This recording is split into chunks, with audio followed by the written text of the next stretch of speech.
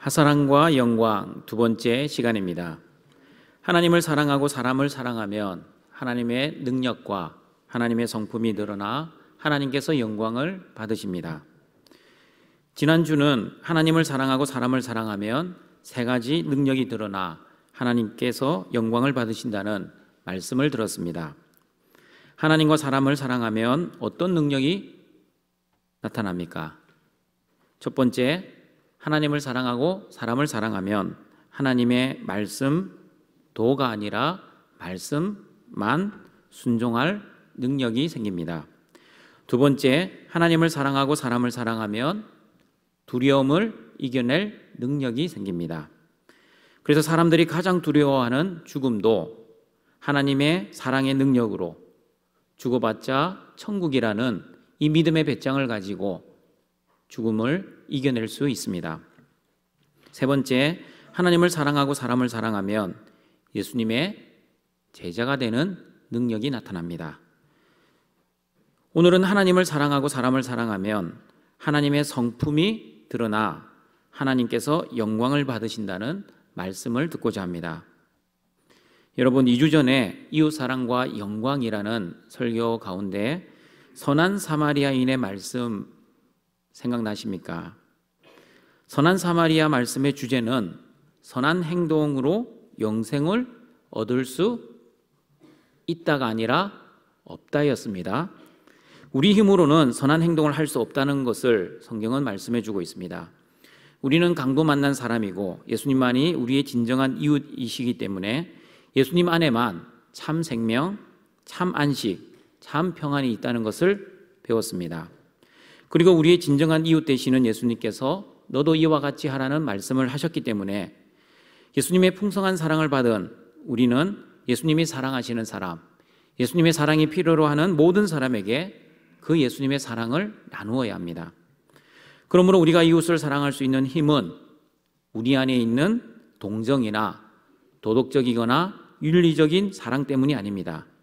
우리가 우리의 이웃을 사랑할 수 있는 능력은 우리의 진정한 이웃 되시는 그 예수님으로부터 사랑을 받았기 때문입니다. 예수님의 그 사랑을 받은 저와 여러분은 나의 사랑이 아닌 예수님의 사랑으로 예수님의 사랑이 필요로 하는 모든 사람을 그래서 사랑할 수 있게 되었습니다. 그러므로 여러분, 사랑은 하나님의 본질적인 속성이자 성품이십니다. 하나님의 그 사랑이 없으면 우리는 이 땅에서 절대로 사랑을 할 수 없습니다. 요한일서 4장 7절 8절에서도 우리가 서로 사랑할 수 있는 이유는 사랑의 속성이 하나님께 속한 것이라고 말씀하고 있습니다. 같이 한번 읽어보겠습니다. 사랑하는 자들아, 우리가 서로 사랑하자. 사랑은 하나님께 속한 것이니 사랑하는 자마다 하나님으로부터 나서 하나님을 알고 사랑하지 아니하는 자는 하나님을 알지 못하나니 이는 하나님은 사랑이심이라. 바로 하나님 당신이 사랑이십니다. 왜 하나님이 사랑이십니까? 그 이유를 요한일서 4장 10절은 이렇게 말씀하고 있습니다. 같이 한번 읽어보겠습니다. 사랑은 여기 있으니 우리가 하나님을 사랑한 것이 아니요 하나님이 우리를 사랑하사 우리 죄를 속하기 위하여 화막제물로 그 아들을 보내셨음이라. 하나님이 사랑이신 이유는 첫 번째, 하나님이 우리를 먼저 사랑하셨다는 것과 두 번째, 우리의 죄를 위해 예수님이 십자가에 죽으시고 부활하시어 저와 여러분의 모든 죄를 용서해 주시고 우리에게 영생을 선물로 주셨기 때문입니다. 여러분, 죄는 내가 지었는데 그 처벌은 예수님이 받으셨다는 것 기억나십니까? 내 죄를 위해 죄 없는 짐승을 죽여야만 하듯이 예수님이 제물이 되어 죽으시고 부활하시어 나의 모든 죄를 용서해 주신 사랑이 바로 하나님의 사랑입니다. 여러분, 백설공주 이야기 아십니까? 모르십니까? 다들 학교에서 들으셔서 알고 우리 또한 손주들에게 읽어주셔서 아실 겁니다. 그러면 혹시 백설공주 2편 이야기는 아십니까? 2편 안 들어보셨습니까? 그래서 제가 준비했습니다. 2편 이야기 해드리겠습니다.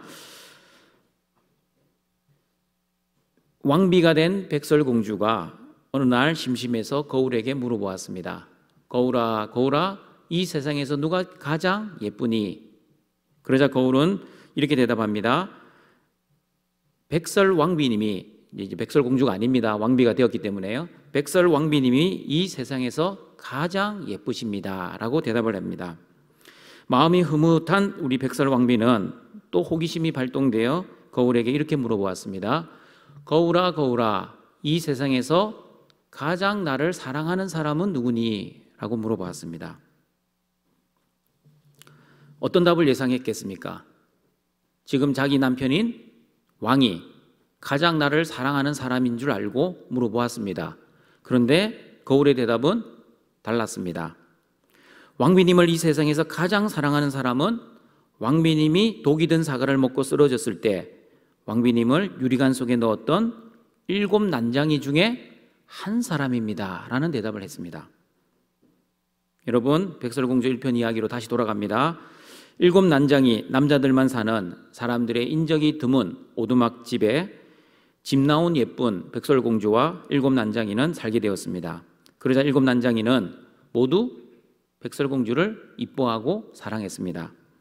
그 중에서도 한 난장이가 백설공주를 무척 사랑했습니다. 그러나 멋진 왕자가 나타나자 백설공주가 왕자를 사랑하는 줄 알고 백설공주를 사랑하지만 그럼에도 불구하고 마음속으로 백설공주를 포기했습니다. 그리고 백설공주가 독이 든 사과를 먹고 죽게 되자 유리관 속에 백설공주를 보관하게 됩니다. 만약에 백설공주가 다시 깨어난다 해도 자신의 여자가 되지 못하고 왕자의 여자가 되는 줄 뻔히 알면서도 그 난쟁이는 백설공주를 너무나 사랑했기에 백설공주를 위해 자신의 모든 희생을 각오하며 백설공주를 유리관 속에 보관하였습니다. 하사랑 가족 여러분, 진정한 사랑이란 이렇게 희생이 있어야 합니다. 진정한 사랑은 자기 포기가 있어야 합니다. 그리고 진정한 사랑이란 손해도 감수해야 합니다.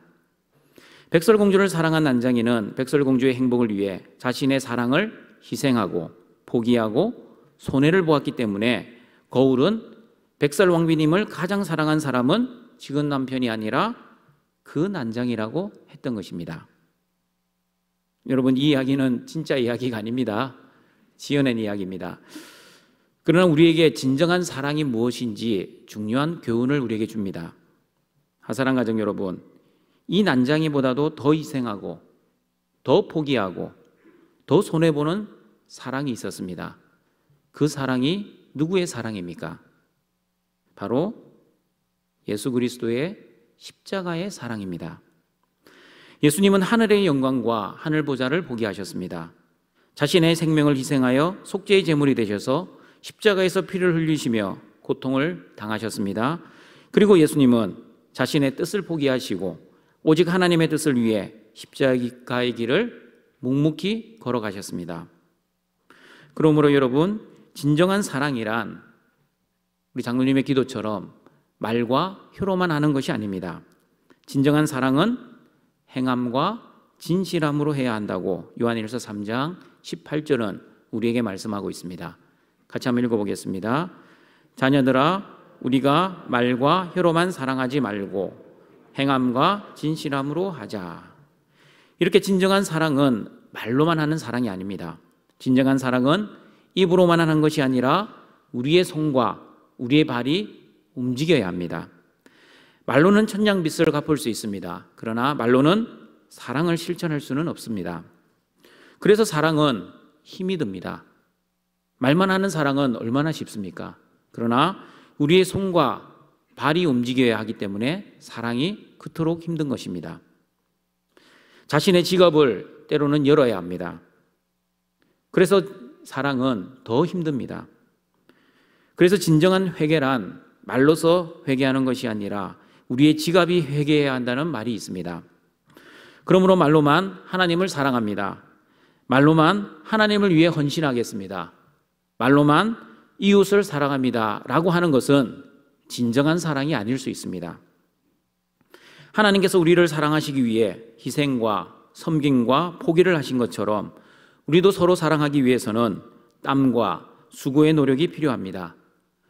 그러므로 진정한 사랑은 행함이 있어야 하고 그 행함에는 반드시 희생이 동반되어야 합니다.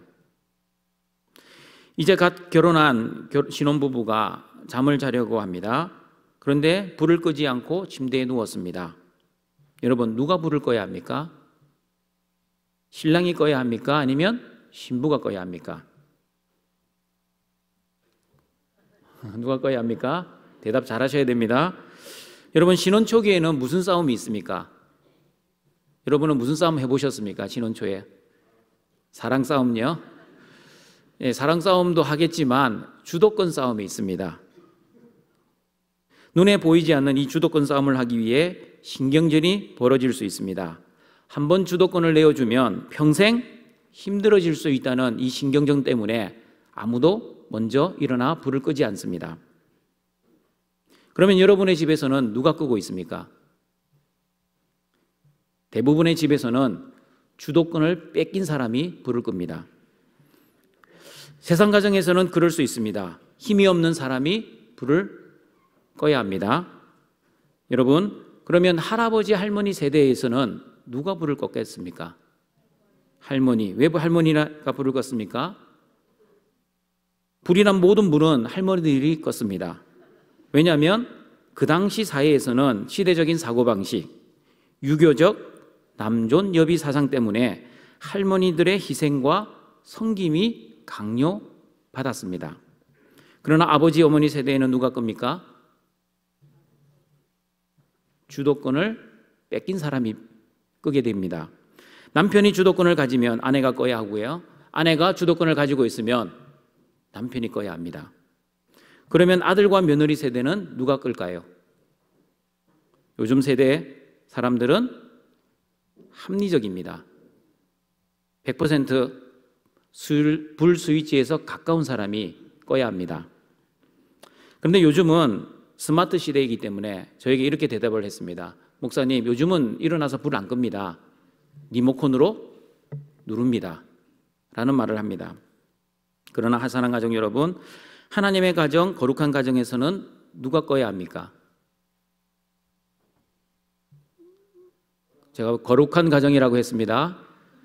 더 사랑하는 사람이 불을 꺼야 합니다. 거룩한 가정에서는 더 사랑하는 사람, 다시 말하면 예수님처럼 더 희생하고 더 섬기고 더 포기하는 사람이 불을 꺼야 합니다. 왜냐하면 진정한 사랑은 행함과 진실함으로 해야 하기 때문입니다. 그러나 세상 가정은 어떻습니까? 세상의 논리인 힘의 원리에 의해 주도권 싸움을 하지만 하나님의 거룩한 가정은 사랑의 원리, 희생과 섬김의 원리가 지배하기 때문에 주도권 싸움하지 않고 서로 양보하고 서로 이해하고 서로 사랑하는 것입니다. 지난 설교 시간에 우리 등촌교회에서 119 운동을 하자고 제안드렸습니다. 한 가정이 한 단체를 후원하고 9분씩 기도하자는 운동입니다. 이웃을 사랑합시다. 이웃을 섬깁시다. 말만 가지고 이웃을 사랑하고 섬기는 것이 아니기 때문입니다. 예수님의 사랑을 받는 우리는 예수님의 사랑이 필요로 하는 우리의 모든 이웃에게 우리의 지갑을 열어야 하고 기도의 입술을 열어야 합니다. 그리고 손과 발에 수고가 있어야 합니다. 그렇기 때문에 사랑하는 것이 그렇게 만만하지 않습니다. 데살로니가전서 1장 3절을 보시면 믿음과 소망과 사랑을 이렇게 말씀합니다. 믿음을 믿음의 역사, 소망을 소망의 인내, 사랑을 사랑의 수고라는 말씀을 합니다.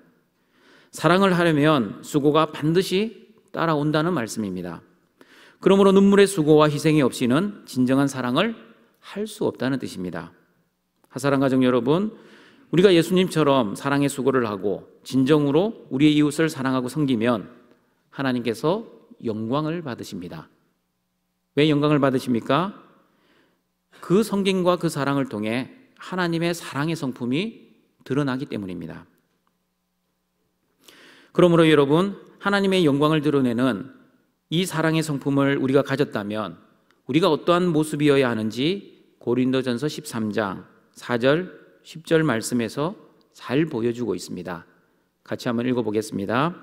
사랑은 오래 참고 사랑은 온유하며 시기하지 아니하며 사랑은 자랑하지 아니하며 교만하지 아니하며 무례히 행하지 아니하며 자기의 유익을 구하지 아니하며 성내지 아니하며 악한 것을 생각하지 아니하며 불의를 기뻐하지 아니하며 진리와 함께 기뻐하고 모든 것을 참으며 모든 것을 믿으며 모든 것을 바라며 모든 것을 견디느니라. 사랑은 언제까지나 떨어지지 아니하되 예언도 패하고 방언도 그치고 지식도 패하리라. 우리는 부분적으로 알고 부분적으로 예언하니 온전한 것이 올 때에는 부분적으로 하던 것이 패하리라. 사랑은 오래 참고 인내합니다. 조금 참다가 포기하지 않습니다. 아무것도 할 수 없어 이를 악물고 참는 것도 아닙니다. 하나님이 우리를 사랑하신 그 사랑 때문에 우리도 오래 참고 인내할 수 있는 것입니다. 그러므로 환경이 힘들고 어려워도 고난의 현실을 바라보지 않고 하나님의 사랑을 바라보며 오래 참을 수 있는 것입니다. 사람들이 현실이 힘들고 고통스러우면 이런 말을 합니다. 나는 망했다. 나는 가망 없다. 나는 끝났다라는 말을 합니다. 하사랑 가족 여러분, 하나님을 믿는 우리가 정말 망했습니까? 우리가 믿는 하나님 여전히 죽지 않고 살아계십니다. 그 살아계신 하나님을 믿는다면 정말 가망이 없습니까? 정말 끝이 났습니까? 여러분 잘 기억하시길 바랍니다. 현실의 고통은 과정일 뿐이지 끝은 아닙니다. 하나님이 주시는 훈련의 과정, 연단의 과정일 뿐입니다. 천국에 들어갈 때까지 이 땅에서는 끝났다고 끝난 것이 절대 아닌 것입니다. 이 땅에서 일어나는 모든 일은 과정에 불과합니다. 왜냐하면 합력해서 선을 이루어가는 과정일 뿐이기 때문입니다.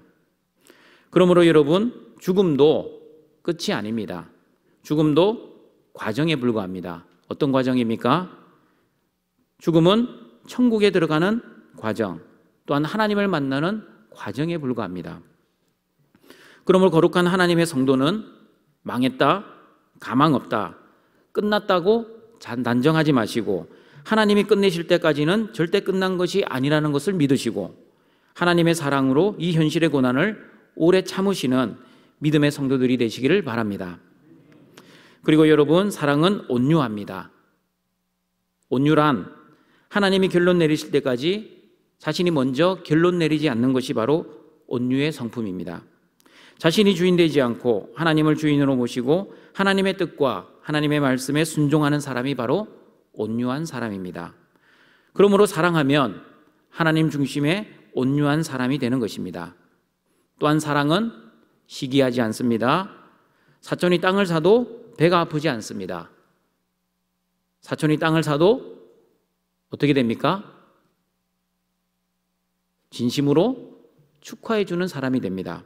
그러나 사랑이 없으면 어떻게 됩니까?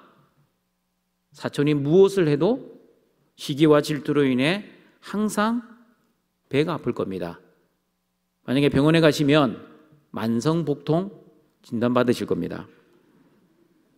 여러분, 여러분의 딸이 엄마보다 예쁘다고 딸의 그 아름다운 미모를 시기하고 질투하는 엄마가 있겠습니까? 그런 엄마 있습니까? 그리고 아들이 나보다 키도 크고 잘생기고 똑똑하다고 그 아들을 질투할 아빠가 있겠습니까? 그런 아빠가 없습니다. 딸과 아들을 시기 질투할 부모는 아무도 없습니다. 왜 없습니까? 부모는 자녀를 사랑하기 때문입니다. 사랑하기 때문에 자녀들이 부모인 자기보다 잘나고 똑똑하고 예쁘면 오히려 기뻐합니다. 그리고 여러분, 사랑은 자랑하지 않습니다. 지난 주일에 사랑과 자랑의 차이를 제가 말씀드렸습니다. 남이 가지지 못한 것을 가지고 있으면 세상 사람들은 자랑합니다. 그러나 하나님의 사랑을 받은 제자들은 남이 가지지 못한 것을 가지고 있어서, 다시 말하면 남이 필요로 하는 것을 내가 가지고 있기 때문에 기뻐하고 즐거워합니다. 왜냐하면 자기가 가지고 있는 것으로 그 이웃의 필요를 채울 수 있고 그 이웃을 섬길 수 있기 때문입니다. 그러므로 하나님을 사랑하고 사람을 사랑하는 하사랑의 사람들은 자기가 가지고 있는 돈과 그리고 자기가 가지고 있는 힘과 능력과 재물과 권력을 자랑하지 않습니다. 자기가 가진 것을 자랑하지 않을 뿐만 아니라 자기에게 없는 것도 원망하지 않습니다. 불평하지도 않습니다. 시기 질투하지도 않습니다. 있는 바를 자족하며 감사하는 사람이 바로 사랑이 충만한 사람의 모습입니다. 그래서 사랑은 교만하지 않습니다. 무례히 행하지도 않습니다. 자기의 유익을 구하지도 않습니다. 속내지도 않습니다. 악한 것을 생각하지도 않습니다. 여러분 12절을 보시면 이 땅에서는 부분적으로 하나님을 얼굴과 얼굴을 볼 때에는 온전히 안다는 말씀이 있습니다. 그러므로 여러분 사랑하면 부분적으로 보지 않습니다. 그러면 사랑하면 어떻게 보게 됩니까? 사랑하면 부분이 아니라 전체를 보게 됩니다. 우리가 사람을 부분적으로 보면 어떤 문제가 생기게 됩니까? 그 사람을 오해하게 됩니다. 우리는 다들 경험이 있습니다. 우리가 부분적으로 본 것, 부분적으로 들은 것, 그리고 부분적으로 판단한 것 때문에 얼마나 사람을 오해하고 또한 그 사람을 미워했습니까? 그래서 성경은 사람을 판단하지 말라, 정죄하지 말라고 말씀합니다. 왜 성경에서 사람을 비판하지 말고 정죄하지 말고 비난하지 말라고 하셨습니까? 그 이유는 사람은 외모밖에 못 보고 그러나 하나님은 우리의 중심을 보시기 때문입니다. 다시 말하면 사람은 부분적인 것밖에 볼 수밖에 없지만 하나님께서는 전체를 보신다는 뜻입니다. 그러므로 우리는 사람들이 하는 말과 행동을 하는 일부분만을 보고 그 사람을 판단하지 마시고 편견을 가지지 않는 하사랑 가족들이 되시길 바랍니다. 내가 싫어하는 사람도 사랑하고 나를 싫어하는 사람도 사랑하자고 말씀드렸습니다. 왜냐하면 성경은 우리에게 이웃을 사랑하고 심지어 원수까지도 사랑하라고 말씀하셨기 때문입니다. 그럼에도 불구하고 우리는 그렇게 오랜 세월 동안 신앙생활 했음에도 불구하고 왜 우리는 원수를 사랑하지 못하는 그 이유는 무엇입니까? 아직도 우리의 머릿속에는 그 인간이 남아 있습니까? 그것은 바로 우리가 원수의 전체를 보지 못하고 그 원수의 부분만을 보고 판단했기 때문입니다. 내가 미워하는 그 원수의 부분만을 보고 그 사람을 정죄했기 때문입니다. 예수님의 사랑을 진정으로 모르면 자기 기준에 따라 이웃의 범위도 정한다고 합니다. 다시 말하면 자기가 좋아하는 사람은 좋아하지만 자기를 싫어하는 사람은 미워합니다. 그리고 자기를 좋아해주고 자기를 사랑하는 사람만 사랑합니다. 이 정도 수준의 행동은 죄인들도 그렇게 한다고 성경은 우리에게 말씀합니다. 여러분, 원수를 사랑하는 비결을 제가 말씀드리겠습니다. 어떻게 하면 원수를 사랑할 수 있습니까? 원수를 사랑하기 위해서는 원수의 부분만 보지 마시고 원수의 전체를 보려고 기도하시고 노력해야 합니다. 그러면 원수를 사랑하고 이해하고 용서하고 기다리고 참을 수 있게 됩니다. 이것이 바로 하나님이 원하시는 사랑의 성품이자 능력입니다. 그러나 사랑이 없으면 어떻게 합니까? 아무것도 아닌 것 가지고도 우리는 오해하고 화를 내고 참지를 못합니다. 그러므로 하사랑 가정 여러분, 사랑의 성품을 가지시고 사람들과 특별히 원수들과 아름다운 관계를 회복하시어 하나님께 영광 돌리시는 우리 등촌의 가족들이 되시기를 바랍니다. 말씀을 정리하도록 하겠습니다. 하나님을 사랑하고 사람을 사랑하면 하나님의 사랑의 성품이 우리를 통해 드러나게 됩니다. 그 하나님의 사랑의 성품이 드러나면 하나님께서 영광을 받으십니다. 그러므로 하사랑 가족 여러분, 말과 혀로만 사랑하는 것이 아니라 행함과 진실함으로 사랑하시는 등촌의 가족들이 되시길 바랍니다. 예수님이 우리를 사랑하신 것처럼 우리도 우리의 손과 발로 진정으로 희생하고 수고하며 사랑을 실천하는 하사랑 가족들이 되시길 바랍니다. 하나님을 사랑하고 사람을 사랑하여 하나님의 사랑의 성품, 오래 참고 인내하는 성품, 온유한 성품, 시기 질투하지 않는 성품, 자랑하지 않는 성품, 부분을 보지 않고 전체를 보는 성품을 드러내어 하나님께 영광 돌리시는 등촌의 가족들이 되시길 주님의 이름으로 축원합니다. 사랑과 자비가 풍성하신 여호와 하나님, 우리를 사랑하시어 하나님의 아들을 십자가에 죽이시고 부활하게 하시고 우리의 구원을 완성하게 하심을 감사드립니다. 하나님을 사랑하고 사람을 사랑하여 말과 혀로만 사랑하지 않고 행함과 진실함으로 사랑하게 하시고 하나님의 사랑의 성품을 드러내어 하나님께만 영광 돌리는 하사랑 가족들이 되게 하여 주시옵소서. 예수님의 이름으로 기도드립니다. 아멘.